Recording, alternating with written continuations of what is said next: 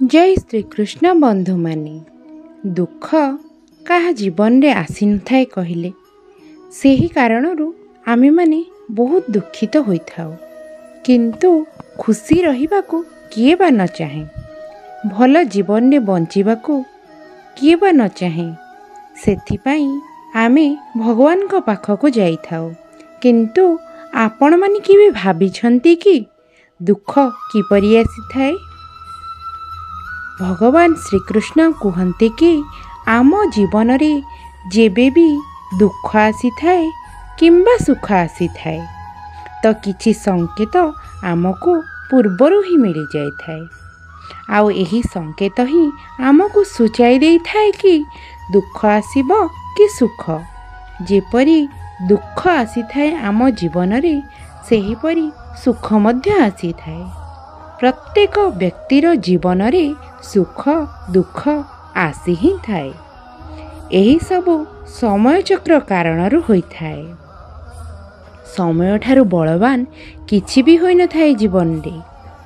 आपण माने आपणक जीवन रे व्यक्ति मानंकु देखिथिबे राजा ठारू दरिद्र एवं दरिद्र राजा हेबा ठीक सेही परी आम जीवन रे जेतेबेले बड़ बड़ परिवर्तन आसे भगवान ठीक सेही परी आमको पूर्वरु संकेत देई थांती जेपरी प्रथमतः निद जेउ मानंकर ब्रह्म मुहूर्त रे खोली जाए। जदि आपण माने देखुछंती कि आपणकर निद ब्रह्म मुहूर्तरु बा भोर 3टा रु 5टा मध्य रे भांगी जाए तो आपणक जीवन रे बहुत बड़ परिवर्तन आसीबार अछि। आपण माने बुझिजिबे कि आपणक पई ईश्वर बहुत बड़ भल भाबिछंती।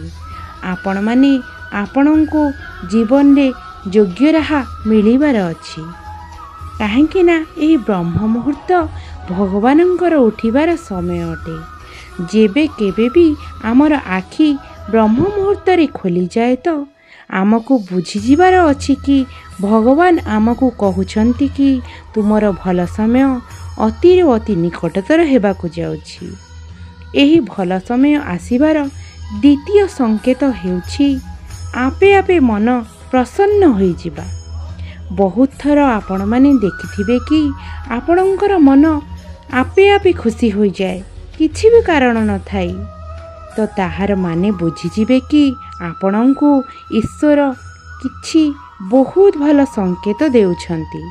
जेउ भावरे आपणको अचानक खुशी मिली जाउछि बा आपणक मन अचानक खुशी हो जाउछि तो आपणकर ठीक सेही भली भावरे भगवान आपणक जीवन रे खुशी भरिबाकू जाउछंती। जेते भी दुख आपणक जीवन रे थाउ ना काहेकि ताहा आपे आपे आपणक जीवनरू लिभि जिबाकू जाउछि एवं आपणक जीवन खुशी रे भरि जिबाकू जाउछि कि आपण जानिकी आश्चर्य हेबे कि आपण जेते भी दुख रे थिले भी नकारात्मक शक्ति आपणको दुखी करि परिबो नाही।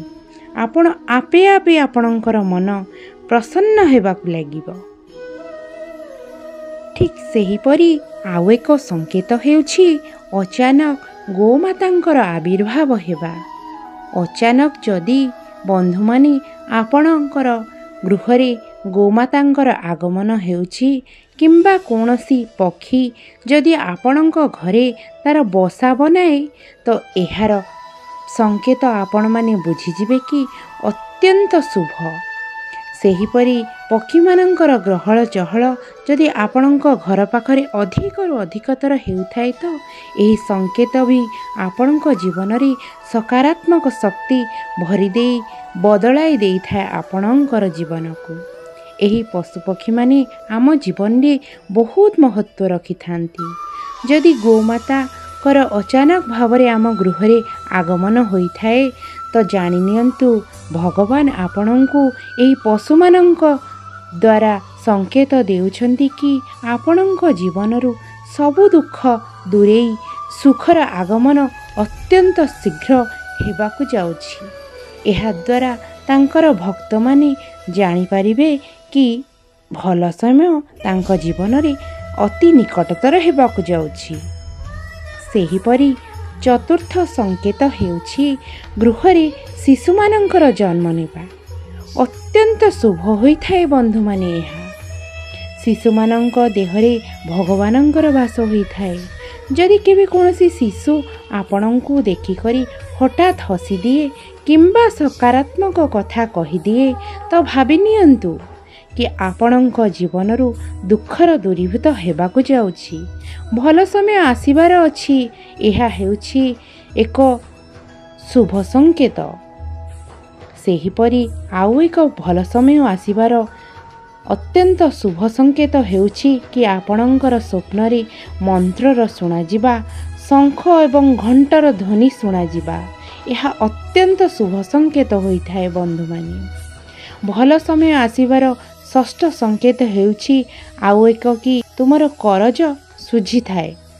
ତ ଦେଖିବେ କି ଆପଣଙ୍କ ଜୀବନରେ ଆର୍ଥିକ ସମସ୍ୟା ଧୀରେ ଧୀରେ ସମ୍ପୂର୍ଣ୍ଣ ଠିକ୍ ହୋଇଯିବ ଏବଂ ଜୀବନରେ ଧନର ଆଗମନ ହେବାକୁ ଲାଗିବ।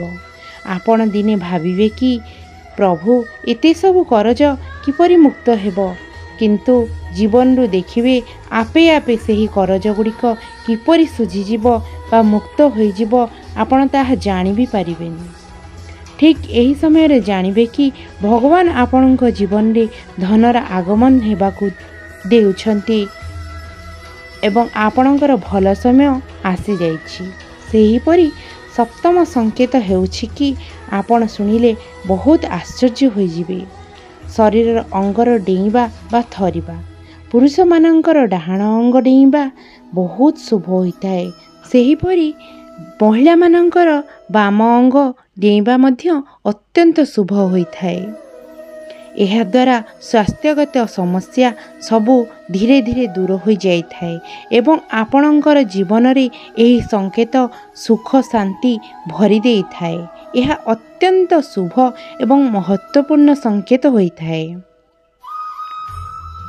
ଭଗବାନ ଶ୍ରୀକୃଷ୍ଣ କହିଛନ୍ତି କି ସବୁ କିଛି କର ଯାହା ତୁମର ଜୀବନରେ କରିବାକୁ ଅଛି, କିନ୍ତୁ ଲାଳସାରେ ନୁହେଁ, ଅହଙ୍କାର, ଈର୍ଷା କିମ୍ବା ବାସନାରେ ନୁହେଁ, ବରଂ ପ୍ରେମ, କରୁଣା, ନମ୍ରତା ଏବଂ ଭକ୍ତିରେ କର। ଭଗବାନ ଶ୍ରୀକୃଷ୍ଣ ଏହି ମହତ୍ତ୍ୱପୂର୍ଣ୍ଣ ବଚନ ସାହାଯ୍ୟରେ କାର୍ଯ୍ୟ କରିବାକୁ କହିଛନ୍ତି। ଯେତେବେଳେ କୌଣସି କାମ କରିବାରେ ଲୋଭ, ବେଇମାନୀ ଏବଂ ଈର୍ଷାର ସହିତ କୌଣସି କାର୍ଯ୍ୟ ଆମେ କରିଥାଉ ତ ସେହି କାର୍ଯ୍ୟ କୌଣସି ଭଲ ଫଳ ଦେଇନଥାଏ। ସେଥିପାଇଁ ପ୍ରତ୍ୟେକ କାମକୁ ଯଦି ଆମେ ପ୍ରେମପୂର୍ବକ କରିବା ତ କେବଳ ଆମ ପାଇଁ ନୁହେଁ, ସମାଜ ପାଇଁ ମଧ୍ୟ ତାହା ଅତ୍ୟନ୍ତ ହିତପ୍ରଦ ହୋଇଥାଏ। ଭଗବାନ ଶ୍ରୀକୃଷ୍ଣ କହିଛନ୍ତି ମନୁଷ୍ୟ ସବୁକିଛି ଚାହିଁଥାଏ କିନ୍ତୁ ସବୁକିଛି ଆମକୁ ମିଳିନଥାଏ। ଯାହା ଜୀବନରେ ଆମଠାରୁ ଅଲଗା ହୋଇଯାଉଛି ତ ସେଥିପାଇଁ ଚିନ୍ତା କରନ୍ତୁ ନାହିଁ, ପଶ୍ଚାତାପ କରନ୍ତୁ ନାହିଁ। ସେହିପରି ଜୀବନରେ ଦୁଃଖ ଯଦି ଅଛି ତ ଭାଙ୍ଗି ପଡ଼ନ୍ତୁନି। ଜୀବନରେ ଦୁଃଖ ପରେ ସୁଖ ନିଶ୍ଚିନ୍ତ ଭାବରେ ଆସିବ। ସମୟ ଚିରସ୍ଥାୟୀ ନୁହେଁ, ସେଥିପାଇଁ ଜୀବନରେ ଧୈର୍ଯ୍ୟ ରଖନ୍ତୁ। ସତ୍ୟ ଜୀବନରେ ଲୁଚି ରୁହେନି। ସତ୍ୟ ଯେତେ ବି ଲୁଚାଇଲେ କେବେ ବି ଲୁଚି ରୁହେନି। ସେଥିପାଇଁ ସତ୍ୟକୁ ସର୍ବଦା ଗ୍ରହଣ କରନ୍ତୁ। ଆମର ଏହି ଶରୀର ଚିରସ୍ଥାୟୀ ନୁହେଁ। ଏହି ଶରୀରର ମୋହ କଦାପି କରନ୍ତୁନି। ଏହା ମାଟି ଅଟେ ଏବଂ ମାଟିରେ ଦିନେ ନା ଦିନେ ନିଶ୍ଚିନ୍ତ ଭାବରେ ମିଶିଯିବ। ଅମର ତ ଆତ୍ମା ଅଟେ, ଯାହାକି ପରମାତ୍ମାରେ ମିଶିଯିବ। ଲୋକମାନେ ନିଜର ଶରୀରକୁ ସଜାଇବାରେ ଲାଗିଥାନ୍ତି, କିନ୍ତୁ ଆତ୍ମା ଅମର ଅଟେ। ସେଥିପାଇଁ ଆତ୍ମାର ସୁନ୍ଦରତା ଉପରେ ଧ୍ୟାନ ଦିଅନ୍ତୁ, ଶରୀରର ସୁନ୍ଦରତା ଉପରେ ନୁହେଁ। ଏହି ଆତ୍ମାର ସୁନ୍ଦରତା ଆମକୁ ଭଗବାନ ଶ୍ରୀକୃଷ୍ଣଙ୍କ ଦେହରେ ଲୀନ ହେବାରେ ସାହାଯ୍ୟ କରିଥାଏ। ଜୀବନରେ ଯାହା କିଛି ହୋଇଥାଏ, ମନୁଷ୍ୟକୁ ଯେଉଁ ସୁଖ ଦୁଃଖ ମିଳିଥାଏ ତାର ପଛରେ ବିଧିର କୌଣସି ନା କୌଣସି ଯୋଜନା ରହିଥାଏ। ଆମେମାନେ ଅନଭଜ୍ଞ ଅଟନ୍ତି। ଆମେମାନେ ଭବିଷ୍ୟତ ଜାଣିନଥାନ୍ତି। ଆଜି ପର୍ଯ୍ୟନ୍ତ ଯାହା ବି କିଛି ଘଟିଛି ପଛକୁ ଥରେ ଦୃଷ୍ଟି ଦେଇକି ଦେଖନ୍ତୁ ତ ଜାଣିପାରିବେ ବିଧିର ଯୋଜନା ନିଶ୍ଚିନ୍ତ ଭାବରେ ଆପଣମାନେ ବୁଝିପାରିବେ। ଈଶ୍ୱର ଦୁଃଖ ଶିକ୍ଷା ପାଇଁ ଦେଇଥାନ୍ତି ଏବଂ ସୁଖ ମନୁଷ୍ୟର ପରୀକ୍ଷା ପାଇଁ ଦେଇଥାନ୍ତି। ତାହା ଭାବିକି ସୁଖ ଏବଂ ଦୁଃଖକୁ ଭୋଗ କରିବା ଉଚିତ।